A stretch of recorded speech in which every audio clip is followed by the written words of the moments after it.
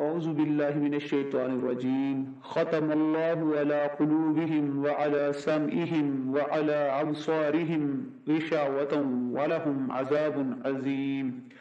اللہ تعالیٰ نے ان کے دلوں پر، ان کے کانوں پر مہر لگا دی ہے اور ان کی آنکھوں پر پردہ ہے اور ان کے لیے بڑا عذاب ہے۔ اب اس کی مختصر تفسیر کچھ اس طرح ہے کہ اللہ تعالیٰ نے جو منکرین اسلام ہیں، جو قرآن پاک کی اتباع نہیں کرتے، جو قانون قرآن کو نہیں مانتے، اللہ تعالیٰ نے ان کے دلوں پر، ان کے کانوں پر مہر لگا دی ہے۔